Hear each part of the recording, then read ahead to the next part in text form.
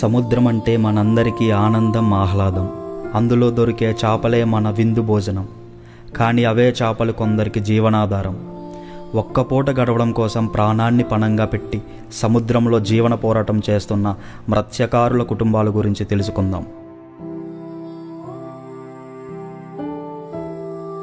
మేము మత్స్యకారులు, మేము పేదవాళ్ళం. మాకు ఉండడానికి ఇల్లు కూడా లేదు. మా పిల్లల్ని చదివిద్దాం అంటే ఉద్యోగం కూడా వేయట్లేదు. మా చదువు స్కాలర్షిప్ కూడా చదివి పడడం లేదు. ఒకసారి నెల 2 నెలలు 3 నెలల వరకు అసలు ఏమి ఉండవు. మిగతా పస్తున్న ఇంట్లోనే ఏటకెళ్తే 40-50 దొరికితే తిన్నట్టు, లేదంటే ఉన్నట్టు మా పరిస్థితి ఉందండి.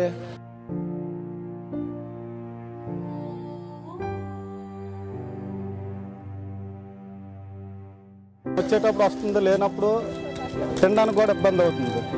పెద్దవాళ్ళకి అయితే ఉండగలం, ఒక రోజు 2 రోజులు. చిన్నపిల్లలకి సంపాద ఇవ్వగలం. పిల్లలు పోషించుకోవడం సరిపోదు.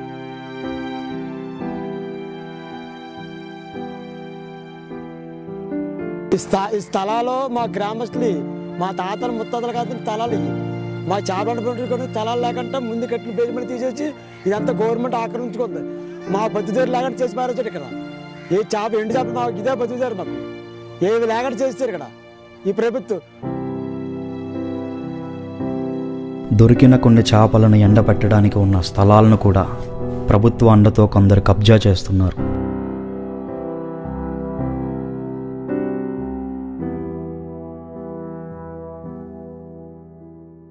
అదే చదివించలేక ఇబ్బంది అయిపోయింది. ఇంట్లోనే జట్టు వాచ్మెన్గా వస్తాం. పిల్లలు 2 పిల్లలు చదువుతున్నారు, 3 పిల్లలు చదవట్లేదు. మాకు 4 పిల్లలు. ఎందుకంటే ఇబ్బందులకి ఇలా పెద్ద పెద్ద చదువులు చదివించాలంటే, నిరుపేదలు చదివించాలంటే ఎలాగవుతుందండి? వేటకు వెళ్తే గాని పూట గడవని స్థితిలో జీవనం కొనసాగిస్తున్న ఈ మత్స్యకారులు చదువుకు దూరమై ఇంకా చదివించలేని పరిస్థితిలో ఉన్నారు. ఏటకెళ్ళోళ్ళకి ఏటలు పాటలు లేవు. ఆ గుజరాత్ వెళ్తున్నారు, తిరిగి వాళ్ళు వస్తారో రారని మాకు తెలియదు లేదు. వాళ్ళు వచ్చిన దాకా, బిడ్డలు వచ్చిన దాకా ఎదురు చూస్తున్నాము. వాళ్ళు ఏమి తేడా లేదు. చేపలు పట్టుకొని వెళ్తాను, చేపలు కొండ లేదు. ఆ చేపలు లేనిపోని ఇబ్బంది పడతాను. దిక్కుతోచని స్థితిలో అధిక మత్స్యకారుల కుటుంబాలు, యువకులు వలసల బాట పడుతున్నారు. కొంతమంది ఆయకమైపోయి ఇక్కడ అటోగాలు పోలైపోతున్నారు. ఈ ఫ్యాక్టరీస్ రావడం వల్ల వాటిలో ఉండే కెమికల్స్ ఏవైతే ఉన్నాయో అవి అందులో కలవడం వల్ల వేట తగ్గిపోయింది. పెద్ద పెద్ద బ్యాటరీలు కట్టేసి మా చేపలు అన్ని చంపేస్తున్నారు. మొత్తం ఎన్ని చేపలు అంటే ఒకప్పుడు పాతకాలంలో మా తాతలు, మా నాన్నలు వెళ్ళేటప్పుడు ఎన్ని చేపలు దొరికాయి. ఇప్పుడు ఏటకెళ్తే చేపలు కూడా దొరకట్లేదు. అలాంటి పరిస్థితి ఈరోజు వచ్చిందంటే మా దేని పరిస్థితి ఈ ప్రభుత్వానికి అర్థం కాదని చెప్తున్నాను. దీనికి తోడు పరిశ్రమల నుండి వెలువడే విషరసాయనాలు వీరి జీవనాధారమైన మత్స్య సంపదను హరించి వేస్తున్నాయి. వీరి జీవితాలను ఇంకా దుర్భరం చేస్తున్నాయి. తుఫాన్ వచ్చి మాకు ఏటి ఆస్కారం చూపించలేదు, మాకు ఏటి సాయం చేయలేదు. కనీసం తిన్నందుకు తిండి కూడా మాకు అందించలేదు. ఓ బకెట్లు ఏటి ఇవ్వలేదు. అలాగే ఉన్నాం 4 రోజులు 5 రోజుల దాకా అలాగే ఉన్నాం. మాకు చుట్టూ తుఫాన్లోను ఇల్లు పోనే కానీ ఎటు కట్టేసి ఇవ్వలేదు. అక్కడ సముద్రం వారిని ఇది అయిపోయిన తర్వాత కట్టుకున్నాము. ఇల్లు సముద్రం చుట్టూ తుఫాన్ పట్టుకెళ్ళిపోయి మాకు ఎటు ఇవ్వలేదు. ఇల్లు అవి కట్టేసి. ఇంకా తుఫాను వచ్చినా, అల్పపీడనం ఏర్పడినా వీరు పస్తులు ఉండాల్సిందే, ప్రాణాలు పోగొట్టుకోవాల్సిందే. ఓ నోళ్ళు కానీ ఓ వ్యాపారస్తులకి ఏది రాలేదు. ఈ సునామీలు వస్తున్నాయి, బోల్డ్ చేపలు పోతున్నాయి, రూపాయి ఇవ్వట్లేదు.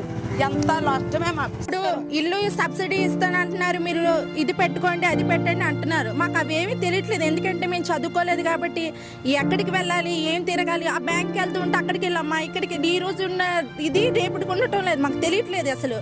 రండి అంటే 100 రూపాయలు ఇస్తావా, నీతో రావాలని అడుగుతున్నారు. గవర్నమెంట్లు వస్తున్నాయి, పోతున్నాయి.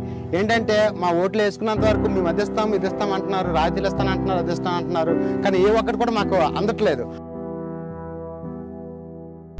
వీరిని ఏ బ్యాంకు గుర్తించదు, ఏ రుణాలు రావు.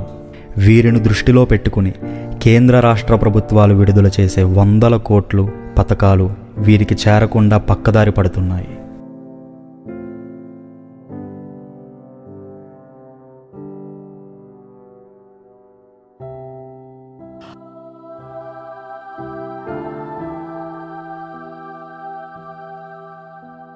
ఈ ఆట పని కానీ మాకు రెండో పని వెళ్ళమండి. ఈ కష్టం బాధపడలేక ఒక్కొక్కసారి మానేస్తున్నాం, ఈ అలివి వేయటానికి అవకాశం ఉంటుంది.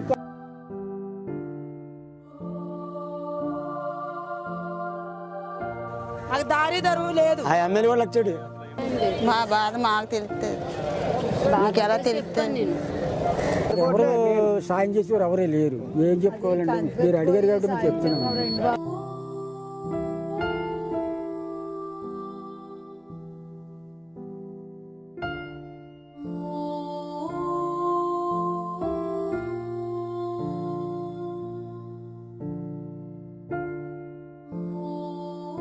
మాకు న్యాయం జరగాలని మీ ప్రభుత్వంకి కోరుకుంటున్నాము. మాకేమొద్దండి, మా కొంపలు మాకు కట్టిస్తే చాలు. ఇల్లు లేవు వస్తాను, మా స్థలం మాకుంటే చాలండి, వేరే స్థలం వద్దు.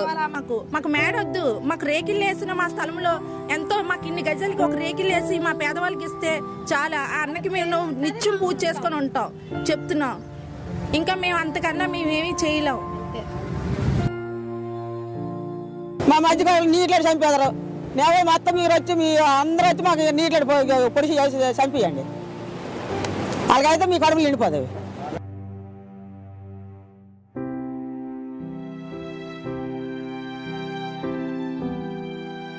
మీరు ఏదో మీరు బయటికి మాకు మా మత్స్యకారులు మీరు తీస్తామని అంటే మత్స్యకారులకు తీయండి. లేకపోతే అనగే నెట్టించుకొని మన గంగతోటే సాహసం ఇచ్చుకొని గంగతోటే బతుకుతాం. కాలు పట్టుకుంటాను, చేతిలో దండం పెడతాను. అందరికీ మీ ప్రభుత్వాలందరికీ సీఎంలకు అందరికీ దండం పెట్టాడే చెప్తున్నాము. మా కష్టంలో చేస్తండి, మాకు మాట ఇచ్చారు, ఆ మాట ప్రకారం చేస్తండి. ఆఫీసులోకి వెళ్తే కాలుతో తన్నాడు, చేతులతో తోసేయడము, చివరి అలాంటి దుస్థ పరిస్థితి వచ్చింది. ఈ రోజు కూడా మేము అలాగే బతుకుతున్నాము. గృహంలోను చనిపోతే మాకు ఆ సమంతారు కూడా చాలా మంది రారు. ఆ చేపలేడు చనిపోయాడు, ఆడతారు మనకెందుకు ఆ చేపలేడు అని చెప్పేసి అంత దీర్ఘంగా మాకు చిలకం చూపు చూడటం ఏంటని చెప్పి మేము కోరుకుంటాం. మా కష్టంలో చేస్తే తప్ప మాకు ఉద్యోగాలు రావు. లేకపోతే మేము మరి తప్పకుండా ఇక సముద్రంలో పడి అందరూ చచ్చిపోవడానికి సిద్ధంగా ఉన్నాము. పుట్టింది సముద్రపు తీరంలో, పెరిగింది సముద్రపు తీరంలో. సముద్రాన్నే దైవంగా నమ్ముకుని సముద్రం పుట్టించే చేపని వృత్తిగా మలుచుకుని గమ్యం మెరుగని పయనంలో అలసి సులసి సమాధి అయ్యేది కూడా సముద్ర తీరంలోనే.